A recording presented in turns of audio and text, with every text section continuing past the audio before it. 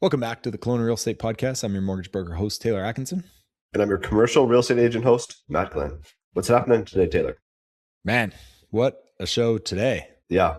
Scott Butler from High Street a couple months ago told us we should have Shane Worman on the show. Man, he has done some cool projects in town. I know, you just drive around. It's like, that's a cool building. Oh, yeah, Shane's. That was Yeah. cool. Oh, yeah, Shane did that. And like even after the recording, he's like, yeah, like B&A, yeah, we did that. It's like, what? Like, it's just like all my favorite spots. Maybe I'm just super biased, but like the Barn Owl, that to me, like every time I'm in that place, I'm like, yeah, you have your annual fundraiser there, charity event. Yeah. Did not know that he did that. Yeah. Insulated the outside just so you could have that beautiful ceiling. That is amazing. So yeah, a huge takeaway that I had was, sure, the last 5 years in real estate has been tough, specifically for like developers, home builders, investors, homeowners, renters. Yeah, anybody. Yeah, anybody that likes living in a house or in a property. Yeah, but it's like his approach to it. I think we've all been asking the same question, like, hey, where's the opportunity? Is this the bottom of the market? How do you make things pencil? Like, how do you figure out an investment? His approach is finding value where I think people aren't looking. Like if you listen to the show, you understand what I'm talking about. But his approach isn't just about the bottom dollar. It's about finding value in just a completely different approach. And it's obviously working for him, and, I think you have to be knowledgeable enough and comfortable enough to sit back and let deals pass by and say, you know what, no, this doesn't work. This isn't financially a good move. It's not good for the industry. It's not good for the tenant. It's not good for the city. And it allows him to take on projects and do something beautiful when the opportunity does present itself. So I guess the point there is like, figure out a bit of a niche, be an expert in one area, build your knowledge on that, build your experience and your reputation on that, and play the long game. Like go do something really cool. And yeah, he's a perfect example of that. So it was an awesome show. I loved it. All right, listening to him talk. So right now I'm reading this book. I've read it before, The Psychology of Money. And it's talking in the book about like everybody has different timetables and different strategies for themselves. So like she's talking about the stock market, but it works for real estate too, where like most homeowners are buying the house, they're going to live in it long term. Like prices are going to gradually go up. But some people like speculators, like he was talking about in this episode, when the prices start spiking up fast, a speculator will buy it and quickly renovate it like a flipper or something and then sell it. And the prices make no sense for the long term, but it doesn't matter to them because they're still making money, right? Just because the price difference is there from going up. But when you're buying for the long term, you have to buy in fundamentals because you're buying in the same market that these people that are just the speculators are driving up the price, right? So then if you're going to live in the house or buy the asset or like the commercial property, you're going to have it for a long time. Like you have to go to fundamentals. You can't just buy it because other people are buying the same thing because they have different goals in you. You know what I mean? Yeah. And that's the hard part. It has been in the market, right? Because other people are still investing. So other people are still closing on those properties. Yeah. Everybody's still buying the same property. Like you're in the same market. Yeah. So he made a point where like, we're talking about opportunities in the market. He's like, hey, if there's a building that pencils and it makes 4% and you're happy with 4%, then you buy it. If it doesn't, you don't. And I guess the external pressure that you get as an investor is like, if I don't take a bit more risk and I don't make this deal happen, I'm going to be sitting on the sidelines forever. And I think, unfortunately for our industry, a lot of people have felt that pressure and a lot of people are taking on that extra risk, which just keeps to elevate the risk for everyone, right? Like if everyone's willing to say, you know what, I'm going to not cash flow for a couple of years, then the next guy is going to say, I'm okay for 3 years. I'm okay. I'm going to, buy this property when I know that it's going to lose money. Like, and that's the issue. So if, we can all be a little more like Shane in that scenario, which is tough to do, but be patient, sit on the sidelines and like go back to the fundamentals. It will actually like help us as a collective, like bring things back into balance, which I feel like we're there. I feel like we're getting close. Back into balance? Yeah. I think we still have a bit to go, but we're heading in the right direction, I think. But man, it ever sucks. There's a lot of people stressing right now. So yeah. But it does feel like it's almost necessary to get back into where something that's sustainable. Yeah. I think the other thing that we've talked about this on the show before is expectations, which he hit the nail on the head. So kind of the first bit of the show, we talk a little bit about that, which is awesome. But I think what I'd like to just point out is like, he is kind of one by one giving Kelowna a bit of a facelift. Like there are some really cool properties. We have to try and like support these type of developers any capacity we can. So, you know, to kind of self-plug our show, like we're trying to also promote, you know, people we think are good in the industry locally as well. So, you know, share this show with friends, hit like, subscribe, leave reviews, YouTube, Spotify, whatever it takes. Like we'd love a little bit of extra support to get out there as well, because it allows us to connect with, you know, our guests and push out their product as well. So my new role as a commercial realtor, like really embracing the connection aspect. And then you kind of like look back and like this podcast is basically what we do, right? We're connecting everybody. Like that's how we met. Shane Worman came on, he had Scott Butler, he told him to come on. So yeah, we love the support, very much appreciate it. We love being the connectors, putting the dots together, connecting people with like other people that they need to know. And yeah, it really helps us too. If we get help from the audience with, like Taylor said, like, subscribe, comment on our Instagram, wherever you listen to this podcast, like all those things help. And obviously they're doing a great job. We just won gold in the Best of Kelowna Now thing, which was awesome to see. Like huge lift for us, and appreciate that. Yeah, thank you for support. Keep it up. yeah. Okay. Well, enjoy the show, guys. It's an awesome one. And yeah, we got many more good ones coming throughout the summer. Absolutely. Enjoy the show. Okay, Shane Worman, thank you for joining us on today's show. How are you doing? Pretty good. Starting to be summer here. I like it. Where is your office, Shane? Where are you sitting right now? I'll give you two guesses, but South Pendozi would be the first. Yeah. Yeah, I'm thinking in a brick building somewhere. Yeah, well, I mean, there's pretty good odds of that, probably. Yeah, no, we're on Tutton, the corner of Tutton and Kelowna. Nice. Well, do you want to give our listener just kind of a quick pitch? Doesn't have to be quick, actually. Just who you are, where you've come from, kind of what your company is doing in Kelowna. Hi, my name is Shane. I'm addicted to building things. My parents moved out here actually in 1990 while I was in university, and I came out one summer and went, holy crap, this place exists, right? I could go skiing in the morning, come down for water skiing in the afternoon, and I don't know, pick your sport. You could still do it on the same day. And I went, wow. So when I finished university in Edmonton, I came out here and no idea what I was going to do. I had a business degree and thought, oh, yeah, well, whatever. And was really lucky. I applied for a job at Big White, got an interview, got down to one of two people and didn't get the job. And I was crushed. Like, I'd still be working for beer and t-shirts probably if I worked up there.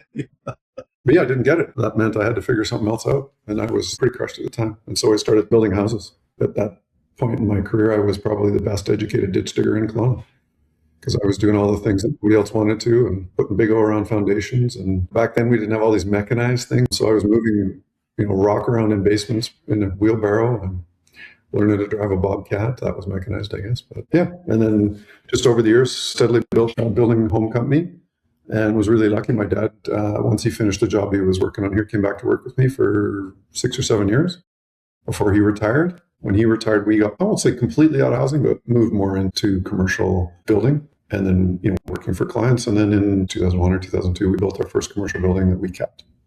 And so then over the years, we've always maintained kind of two sides of the business where we would work for clients. And then every now and again, we do a project for ourselves. Been a really nice mix.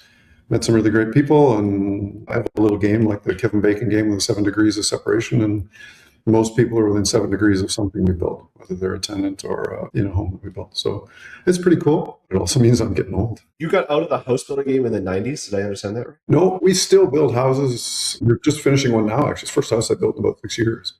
Oh, wow. Timing happened to work. It was a client that we already knew as a tenant and really nice family. And so it was in our neighborhood in South Pendozi. So we said yes.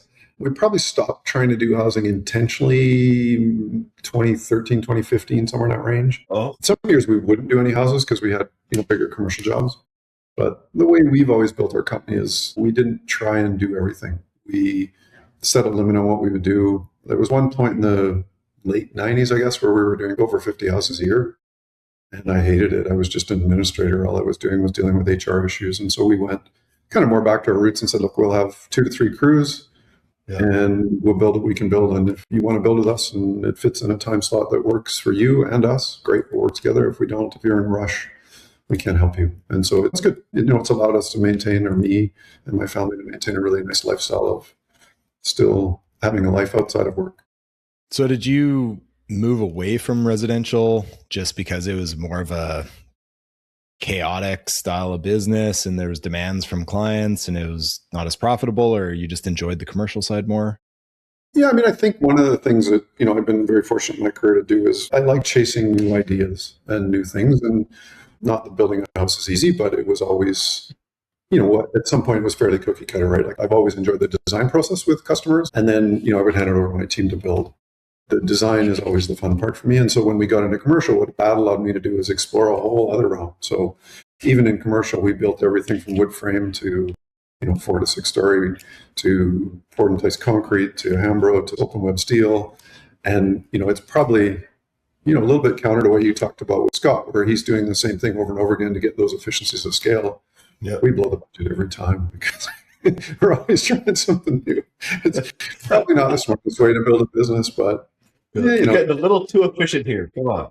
To your point though, I mean, we did move away from housing a little bit because we did find that the expectations of clients were getting,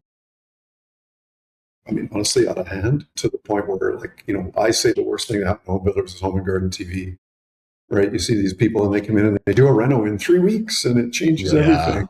Yeah, sure, guys. That was a 9-month shoot or whatever, right? So I think that the expectation change just made it much harder to build homes for sure. That wasn't necessarily why we got out. It was just one of the things that happened. That's come up on this show multiple times, right? There's a ton of reasons why, housing is an issue in Canada and BC specifically. I think expectations are at the top, like one of the top 5. And we're all guilty for it. You want this beautiful house in a location with a 3-bay heated garage and, and then it's like, oh, the cost is that much? But I only have $200 for my budget, right? Yeah. I mean, one of the things that I reflect on a lot, and, I've done a fair bit in my time with looking at affordable housing. I spent a bit of time on the Journey Home Task Force for a little while and looked at that side of things. And when I left Lloydminster, as a 22-year-old kid, my parents sold their house. They had a pretty big house for Lloydminster, and it was 1,500 square feet. And, when we moved out here, that's some of the first work we did actually was a subdivision called Ritchie Court. And we were building bi-level homes that were probably 1,100 square feet, including your basement added up to 2,200 square feet. Yeah. And those were considered small homes that we were doing. We did another one at the end of Gordon called Mission Hollows. And in 1999, we were doing house and lot package for $239. And that's a brand new home on a brand new lot, 50 by 120, I think they were all the same size. Double car garage, unfinished basements. And we were $239 to start. And I think even an expensive one in there at the time was $299. And that's really one of the first times that I started to see clients' expectations not meet with reality. Like our whole idea with that subdivision was to say, look, we can still build a beautiful house at a reasonable price. So we were doing things like vinyl siding. The time was being really poo-pooed. But we did wood corners and wood trims around the windows. So really we were changing one thing on that house to make it less expensive. They still look great today. They look just as good as Hardy Panel, in my opinion. One fake product's as good as the next. But what we were having is clients that came in and they'd already stretched their budget to get into that house. And then they were mad that they couldn't have the heated floor or the brick on the fireplace behind or the solid surface countertop. Yeah. And it was really disheartening for me as a builder to say, look, do you guys realize what you're getting here? You're getting a brand new home in a brand new subdivision. Yeah. Not very far from schools. And you're whining because you couldn't put whatever bauble on your kitchen tap. Like you were upset about that. Yeah. It just goes back to that reset of expectations, right? And, I don't know where you guys are, but when we built our house, we made our kids share a bathroom. I know. Kids should have en-suites. Or kids don't need en-suites. It's probably about right? When we look at affordability as a problem, I think a lot of it comes to expectations. I don't know what you guys see, but if you buy a car today, like we tried to buy a work truck. Yeah. Good luck. A work truck to us is a 2-door, 8-foot cab. Yeah. Should be $25,000. You go to the Ford lot. Oh, we have these Super Duty, whatever, quad cabs, and they're $119, but it's only so much a month. Yeah. And we had to actually find somebody that would find a used one in Alberta and bring it over for us because we drive it from the job site to the hardware store and back. To the dump, a couple of runs, back to expectations, I guess. I mean, how much like responsibility or the onus is on like homeowners compared to builders, compared to designers, architects, whatever you want to call it. But like, yeah, if the standard now is like, oh yeah, well, you need to build a home and it has to come with, you know, security cameras and indoor sound system and heated floors and automatic blinds. Like, it's so easy for a homeowner to sit there and go, okay, yeah, I'm keeping up with the Joneses, but also I feel like sometimes it's presented from architects or designers like, yeah, this is kind of the standard package that everyone's using. And like your point to the Ford dealership, like there aren't any baseline models. Like, do you think we'll go back there at some point? Like affordability's kind of hit the peak in terms of like difficulty? I think it's death by a thousand cuts, right? When it comes to costs. I think it's also, you know, if you get married or have a kid, everybody's got an opinion on how you should do that. Yeah. And if you build a house, it's really the same. And so what happens is you get an expectation put on you. And, you know, I've seen it. I've watched clients, right? Like, you know, they're going, oh, well, this is what I want, or this is all I can afford. And I'm going, that's great. I'm not a believer in solid surface tops because they're going to go out of fashion way sooner than a laminate will. And you're going to spend a quarter of the money on it. But you're right. If you list a house now and it doesn't have solid surface tops, yeah. And yet if I said to you, okay, well, I can make the house $8,000 if I put the laminate tops in, you might make a different decision. And so I think there's a bit of that pressure. There's a bit of, like I said, the home and garden TVs where everything is the way it is. There's a bit of that expectation that you should build that way. And so, I mean, it comes from all sides. You know, the problem is that some of those niceties, they'll help. But, you know, when a house is taxed like cigarettes, that's where the problem is. People or policymakers forget every time the cost of a new home goes up, who benefits? Guess what? The existing homeowners that their houses go up in price. So if you're in the market, it's a great system for you. But if you're not in the market, the way our system is set up is just awful. Yeah. Right. And, you know, look at city council. They make decisions to build things. And if they have to raise taxes to the general public, they don't do it. But if they can add a little bit to the DCC fund and we as builders can pay for it on the new houses we build, guess what? That's okay. Yeah. And I think if we started to really prioritize affordable homes and housing as a right, then we need to look at how our system is delivered and come up with a different way to do it. Yeah. The conversation's still there, but I don't think it's taken as seriously as it should be. Like, you know, to your point, like housing is really not in like the need column for Kelowna, right? It is more of like a luxury. They're like, hey, what can I do to my house to make it more comfortable and, you know, a little bit extravagant? But I guess maybe switching gears a little bit onto the commercial side, it's kind of an interesting segue. I'm on your website and like beautiful buildings. Like if anyone hasn't, you know, seen your buildings, go on to worman.ca and like you have some of the most, I would say like iconic structures in Kelowna. Like I've driven past a dozen of these and they're gorgeous. So talk about blowing the budget. I guess what's the approach on the commercial side then? It comes to an overall philosophy, I guess. What I've always said is that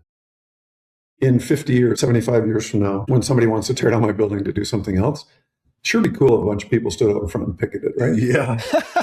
That is a good way to look at it. That is great. I love that. So in order to do that, you know, you have to build something that the neighborhood appreciates and likes, and I think stands the test of time. And a lot of what we do is really based in heritage architecture for exactly that reason, right? You know, it doesn't matter where you travel in the world, you go to see historic buildings that were built well with detail and with interest. Yep. And, you know, we've always taken great pride in it. And I think the tenants that choose to work in our buildings or live in our buildings feel that sense of pride when they come into our buildings. And so I believe that, yes, okay, I've spent a little more money building it than I might have needed to, but hopefully that comes back. And really, you know, the number of repeat tenants we have that move from one building to another for us, you know, as they get bigger or whatever. But I also think it creates a sense of identity. I mean, how many hours a day do we all spend in our workplaces? And it's kind of fun to have something that you're proud of that you go to. That's kind of how we work towards it. And, you know, yes, I would say we spend more money than we need to for sure. But, you know, I look at the long term, and if I'm owning this building for 40 or 50 years, a brick building never needs to be repainted. It doesn't need to be resided. It doesn't have, oh, that was when they were doing this kind of siding. Yeah. You know, one of my pet peeves right now is the 4x8 sheets of hardy panel that everybody's putting on buildings. Yeah. What's important to me on a building is if it's supposed to be wood, it's going to be wood. I've done quite a few spats with the city over the years because the city has a design guideline that I picked on for years, and it says something to the effect of buildings will use natural materials wherever possible, things like hardy panel, and I can't remember the other things. And I'm sort of like, okay, just a minute. Natural material. Hardy panel is a cement board made to look like wood. Oh, sorry. And actually, it goes on to say that stucco should not be used. And if you'll notice, a lot of what we do is brick and stucco. Stucco is one of the most widely used forms around the world to finish buildings. Yeah. The Romans used stucco to make buildings look like they were marble. The Italians are famous for it. A mud hut in Africa is built out of, it's usually a mixture of dung and mud and smeared. I actually watched a lady do it. It was quite fun. She invited me over to stomp in it with her. Oh, well. And I fought that for a lot of years because I think done right, it's good. And it's a better and longer lasting material. It's made of cement and natural materials that are actually natural. But the city was backlashing against the 90s pink stucco. You guys are probably too young to remember when those were all the rage, but that was one of my first houses. Yeah, that's the house I grew up in. Oh, yeah, they're still there. Yeah, don't get me wrong. But because they haven't had to be replaced because the stucco held up so well. Those are the same houses that had like rounded drywall corners and stuff. Yeah, exactly. That's the ones. That's when I started my building career, man. I was good at those. Yeah. So, I think when it comes to buildings, I think that's just what's important to us, right? It's building something that looks real and authentic. And I think, when you do that, hopefully over time, when you do enough of a mass of them, people notice and respect it. And, the compliment you paid at the start makes me very proud that we've done something well over the years. Yeah. Well, I mean, I drive through South Pandozi every day and I'm like, these buildings are beautiful. And then here I'm looking at your website being like, hey, I know that building. I've been in that. It's funny because a couple of things happen. One is when I build a building that isn't brick, people don't realize it's ours. Or when somebody else builds one in brick, they think it's ours. You cornered the brick market. I'm really excited. One of the ones that we've just done, it's actually for a client, but the new one we're doing at the Old United Church on Pandozi, it's got these big arches and it was pretty cool. We had the footings done Monday morning last week. We stood up the precast walls and by Wednesday we had all the walls standing. Okay. I drove past that in the morning and came back in the afternoon. I'm like, wow, that went up incredibly fast. So you're building that. That is cool. And we got another one coming beside it, same process in, I think, a week and a half. They'll start on Monday, and by the end of the week, we'll have a building standing. Okay, and you're building that for a client, or is that yours to keep? Yeah, no, that's a building for a client. So that's a family we've worked with for years in town, done several projects for, and they've had that site actually since the United Church sold it. So amazing. And I mean, the precast stuff goes up like incredibly fast. I guess, why are more builders not taking the same approach? Like, obviously you're finding an opportunity in the market to provide like beautiful structures. Precast comes incredibly quickly, efficiently. Like, how have you found opportunities where, I'm not saying nobody else is doing this, but it seems like you've kind of cornered the market. Like, what are the opportunities you're finding here? I think we just get more credit for it than others. Well, because of the podcast, obviously now. Yeah. Oh yeah. I mean, we'll go through the yes, right. If they can find social media, which is the website. So again, back to what is normally done. And so one of the things that's really cool, like our very first commercial building actually was the building at Spa. It used to be Quality Greens. Now it's a Spa and has T-bones and cobs. So that was our very first building. And that's a precast building. And when we did a retail building with canopies on it in precast, like the precast guys didn't even think we could do it. Yeah. And so I've been very lucky to work with a local company, Advanced Precast, now for 25 years. It's kind of fun, actually, because now I'm dealing with the son, and my son's coming into the business. So we're going to make those two going forward. But we've always been able to kind of push the envelope with what they can do. And like they're scratching their heads over these arches. Like if you see these arches, they're impressive, right? Like especially as raw concrete, and especially if they built them and put them up in three pieces. Like the forming and the workmanship that went into them is really incredible for me. I just love it. And they're like, never again, Shane. Don't do that to us ever again.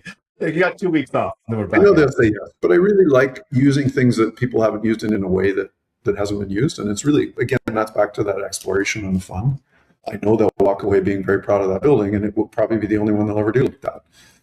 And maybe we spent more money than we needed to on it. But again, I just think it's cool and interesting, and it will be a landmark building, in my opinion, even though it's a single-story commercial building that we could have built out of wood and concrete block. Yeah. What's the vision process like? Do you like find a piece of land that you like and then make a plan, or you think what the community wants and then go do that? Or like, how do these things come up? Everything for me starts with a piece of sketch paper. Yeah. So, I just start noodling. So for that arch building, I have a paper that's probably twice that long.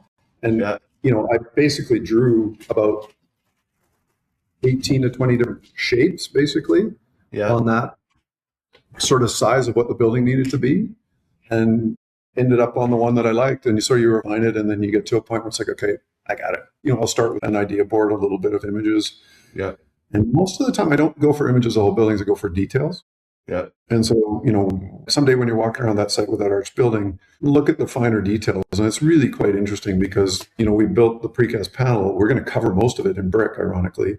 Yeah. But, there's a detail at the bottom that holds the brick that's concrete. Then the arch that comes out is another detail. The arch is deeper. It's not even with it, right? It sticks forward. And, the windows will look quite recessed because of the depth we've created out of that. And all of those things for me are what makes a building unique and interesting. Yeah. My family and I have done a lot of traveling over the years. We travel generally by bicycle. I think we're up to something like 65,000 kilometers or something like that we've ridden around the world traveling. Cool. We've ridden through most major cities in Europe and around the world. And I just spend a lot of time looking at buildings and details. And our family photos, when you get home, it's like, okay, here's 6 buildings. Okay, we can skip past those and show you. Again, that comes back to the fun. That's the part that drives me, is coming up with those ideas. It seems obvious now that you say that, because there might have been like a Castanet article with you in it, but did you do, it's across from like Water Street by the park. It's a Ford Salon. Is that a property you own? Yeah. Do you own that, lease it out, or did you do that for a client? So that's the one we bought and owned, yeah. Okay. Because like you look at buildings like that, and again, anyone that knows the area, you probably drive by that, and for years you're like, wow, like such a great location, so run down. And then boom, within a few months, you're like, that is such a beautiful building. Like, who is kind of behind it? But you are really like, you're finding these diamonds in the rough, maybe like the facelift that's going on within Kelowna is awesome. I guess, what is your vision for Kelowna? Like, do you feel like it's more powerful, like having kind of that diversity, like these little standout buildings? Yeah, for sure. I mean, I think, one of the things that I do when I look at a site may be different. So we operate on our own. I don't have partners or JVs or other people's money that I have to work with. Yeah. So I have a lot less pressure on me to keep the machine alive and moving. And I have the ability to do things that aren't necessarily maximizing the density or the profit on a site. And so, the challenge in today, and the last 5 to 7 years have been a really good example. Like, we've hardly bought any, we've done a couple of new land deals over the past 7 years because people were just spending way too much money on the buildings and everybody got into it, right? It's like, if I'm buying Nortel stock, it's too late because I'm so far out the line to understand how that works. You can really see that now. You guys in the real estate industry would know that really well. All these amalgamations for sale. And people were paying $1 million a lot or $1.2 million for these lots because there was this development potential. You could build 6 stories. And did anyone do the math on whether that worked once you got the land? Because I can tell you, you wouldn't have paid $1.2 million a lot. You wouldn't have paid $600 a lot if you did the math and played it all out. I have this one realtor in particular that keeps bringing ideas to me. And I finally sat down with him and I said, look, I'm not a speculator. I'm an investor. And he brought me a deal once and he's like, oh, you should buy this land. But it doesn't make any sense. I've done the math. He said, oh, I'll send you my spreadsheet, man. It's perfect. There's like $700 a square foot profit. Okay. So he had the sales price at $1,000 and the build price at $300.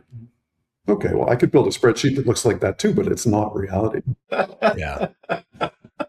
So, I think part of what we've done, and so 310 Leon is a perfect example. It sat vacant for 15 years? Like a crazy amount of time. Yeah. Nobody went inside. And I went inside that building and it was built with board form concrete. So board form concrete is, back in the old days when they poured concrete, they used like 1x4 boards as the forms. So when you peel it off, it shows all the wood patterns. Oh yeah, that's pretty cool. And it was 14, 15 foot ceilings inside, all covered, of course, with a drop T-bar ceiling from the 80s. Right. And I started poking around. This space inside is amazing. So we went ahead and made the deal on the land. When we took the stucco off the outside, I really, really wanted to save the board form concrete on the outside. The challenge is that the stucco stuck to the concrete, and to get it off, we had to wreck it. So what we did was the best second thing we could do, which is we put insulation on the outside, stuccoed it, which is fairly plain, but inside we've been able to maintain the board form. And so inside you can actually still see the old building that's there. And it's sort of something we did similar at Barnell Brewery down in the Mission there. Oh, you did Barnell too. Yeah, so Barnell was a really fun project. A guy by the name of Derek Edstrom, who works for the city, he was in the real estate department. He took me out to the site and he's like, Shane, we got this problem. We got these 2 heritage buildings. We don't have any money to do anything with. What do you got? And so through a really fun collaborative process, we came up with what we ended up doing there. I said, well, I can do this. I'll fix the buildings up, but I need to get in order to make a living at it, I need to be able to add more square footage. And so we saved the old house, we saved the old barn, and then we built a bit of new commercial behind it. But the really fun part about the barn that I really had to fight for was, if you've been inside Barnell, you know what the ceiling looks like, right? It's called a gambrel ceiling. It's the old inside of the barn. It's stunning. But even when I met with the heritage consultants initially, in order to do that and keep the inside visible, we had to add insulation on the outside of the roof and then put the shingles on. The heritage consultant didn't want me to do it because it changed the thickness of the fascia board on the outside of the building. So the fascia board is the part of the eave that you see at the gable end kind of thing. Otherwise, what I would have had to do is put the insulation on the inside and cover all that beautiful ceiling. Mm-hmm. And so, I like to think that we kind of look for those, those are 2 heritage examples, but I look for those nuggets or what's interesting or salvageable and not just throw everything in the garbage. I struggle when the city's going to say, we're building a new Parks and Rec, so we're going to tear down the whole building. Yeah. That's value. Okay, the pool doesn't work anymore, fill the pool in. Right? Fix the roof. The structure to me of that building is still sound. And I'd, love to see them go, hey, we've got a homeless issue. Let's rent it to those guys. Or, like there's just so many other ways you can repurpose things. Yeah. But it's not highest and best use a lot of times. Yeah. And so you have to be willing to give something up. So if you want to, like we are giving up that 310 Leon site, right? We could have built 24 stories there. Yeah. Yeah. We really couldn't. It's a 60-foot wide lot. Come on, where am I going to park it? It's such a cool approach. So we do our Christmas charity party at Barnell every year. And honestly, I don't know how many times I've looked at the ceiling and I'm like, I wonder how they did that. Did they insulate the outside? And I just never really gave it much more thought than that. So very, very cool to me. That's my job. Yeah. And then, something you've raised there is like, it screams to me. I'm sure there's obviously valid reasons, and I don't think through any of this, but I look at Costco, right? They built the new Costco building. Literally, to me, it seems the exact same, and they tore down the old one. And I'm like, way better parking spots. Just like some of that stuff to me seems absurd. I guess your knowledge is where, I don't want to say the profit margin is, but if you can approach it and see value where other people can, like that's maybe how you're making some of these work. One of the nicest compliments again that people can say to me is, they come by and they go afterwards and they go, I wish I'd have thought of that. I love that. Yeah. The old Ford garage is a really good example of that, right? Is it sat on the market for several years and, you had the BMW dealership, you had the Ford dealership, and you had the Honda dealership, and then the Mazda dealership, whatever. So everybody was looking at it as a car dealership. And when you did the math on what they were asking, it didn't work. And I looked at it and went, I got an 18,000 square foot building and 3 acres of land. And so, we said, to hell with cars, let's put up a new building in the front and salvage the building in the back. We added a lot of density within our city without changing a street or a road. That's also part of the philosophy, which is the more efficient we can be at doing things, the better as well. So, yeah. Something you said before that resonates with me is, in the last 5, 6, 7 years, I've personally been really struggling with investments in terms of real estate. You're like, it doesn't pencil. It doesn't make sense. I have to look at myself being like, okay, am I just being ultra cynical at this point? Am I 10 years ago, I could really make any investment. And it was like, oh, this just works. I analyze myself a lot. I'm like, did I just not know enough back then where I was just taking the risks and I was being profitable? And I need to kind of get back to the basics of just, getting out there and making offers and analyzing things. But I haven't been able to, because none of it makes sense. Even the middle class housing and the fast track program and the MLI Select on a 50-year M, I'm like, it still doesn't pencil to me. But how are people doing it? I'm a little bit paralyzed being like, okay, on one side of me, there's obviously people that are still doing this successfully. Why can't I do it? But, if someone like you is also taking a back seat to it and, taking a completely different approach than other people, maybe that's the room for opportunity. I think it's a bit back to what we talked about before with housing, right? Which is everybody starts talking about it and thinks it's the right way to do it. It's amazing to me. I hear people that, I hear really bad stories about the builder they used to build their house. And yet I'll be out in public with them and they'll start recommending their builder. So I think it goes to that safe space, right? And so I think it's like real estate, right? I mean, we had a guy in our world, he'd come to me and say, oh man, I should do this. Well, okay, maybe you should. He's like, yeah, I go to soccer and I talk to this guy at soccer and he's building the spec houses and he makes them whatever and he hardly works. Oh, it looks really good. Okay, sure it will. Until it doesn't. I mean, I've been saying it for probably 7 years, maybe even longer, 2018, 2019. It's just saying that the fundamentals are wrong. And when somebody that works here and makes a decent living can't afford to buy a home here, something eventually has to give. And I think, the whole COVID and all the extra money that came into the economy through the government at that point in time extended it for a couple of years. But, we can see it snapped, right? It's broken. And most people in the industry, you guys too, weren't here in 2008. And you certainly weren't here in 2003 or 98. And, as good as I probably look, I was here for all of those. Joking on the first part. And I think people have forgotten that there is always this major correction that happens because of momentum. When everybody's doing something, we all want to do it. And it's hard to say no when it's not. So, just what you're saying, which is when all your friends are buying houses and flipping them to a year later and making a buck, you're going, geez, I missed it. Those are some of those guys that were so smart. They bought one and they flipped it. They bought two and they flipped it. Now they bought three and they can't sell it. And now they're sitting on, real estate they paid $3.6 million for that's worth 1.8. So it's why there's all these signs around town. And, back to what I said before, the math doesn't work. Bigger problem I think we have now in the scope of the market is that when I first started, especially, land cost was probably 30 to 40% of a deal. Taxes are now 30 to 40% of a deal. And I'm talking municipal and DCCs and PST and GST and all of these things. And the land has come down to being in the 10 or 15% range.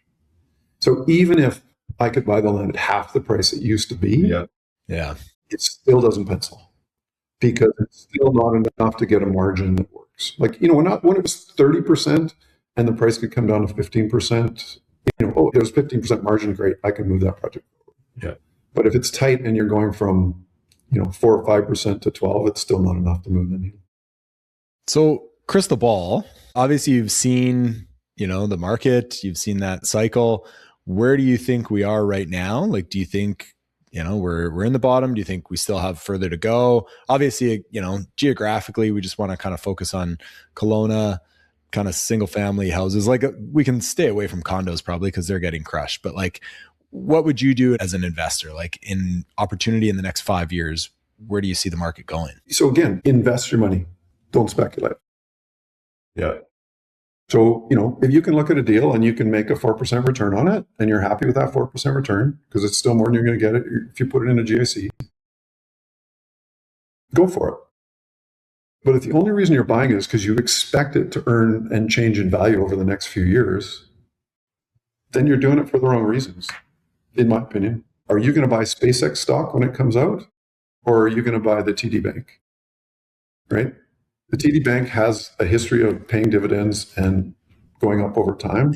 Yeah. SpaceX will go like this, and then it'll do, again, it's momentum, it's hype, it's all of this stuff. Yeah. And housing was our hype. It really was. I went to a presentation by an economist not so long ago, a month or two ago, and I thought he had a really good chart. And he showed the top coming in, I think it was 2022, 2023. He was saying that, it was really a combination of mass immigration, we got really low interest rates, and we got all the COVID money. And when all of that changed, we've dipped. I don't know where the bottom is. I still believe that, again, the hype over the last 7 years, especially when you talk about the condos and those bigger projects, has been driven by fees. And so what I mean there is it's driven by developer fees, builder fees, real estate fees, mortgage broker fees, all of those things to keep the engine flowing. And people were putting money into real estate like it was never going to be a problem. And when that money stopped flowing in, there's been a reckoning on all those projects. And you've got funds that have stopped not only disbursements, but you can't even get your money out anymore. It's because they're not liquid enough. They don't have cash flow. They were never investing. They were speculating. So where does that come? I don't know. I mean, it'll be interesting to see. I've had several conversations with bankers lately, and I've just said, how come you guys aren't taking more projects back? We don't want them. As long as they can keep feeding us the interest only, we'll keep the finance. place, because otherwise, what are we going to do with them? Right? We don't want those empty units any more than they do. At least this way we're making money. Where does it come back? I think it comes back. We do need a correction, and I don't think building costs are going to come down enough. Plywood costs what plywood. I mean, I guess it's somewhat cyclical, but pipe costs what pipe costs, installation costs what it costs. Wages are probably going to go down substantially. We'll get a bit of a drop because people will be more competitive in bidding. Sorry, back to The Economist. What he said that I thought was really smart and interesting is that basically when you have a cycle, is you basically have to wait for wages and inflation to catch back up with what things cost. And so what does that look like? And he put on the 08 recession, he put on one in Calgary in, I can't remember the 90s, I think, and something in Ontario from the 90s too, I think. And, those cycles were between 7 and 12 years till it got back to where it was. And so, if it was 2022, are we in year 4 of that? I don't know. Are we in year 3 of that? The beauty is Kelowna's always been slightly isolated from that. Yeah. Right? We're still a good place to live. But if I'm a framer or a nurse or a whatever working in Kelowna, and I got to spend $1.2 million on a house, and I can go back to Calgary or Medicine Hat or Lethbridge or Red Deer and buy the same house for $350,000 and make exactly the same money, it's too high a price to pay to live here.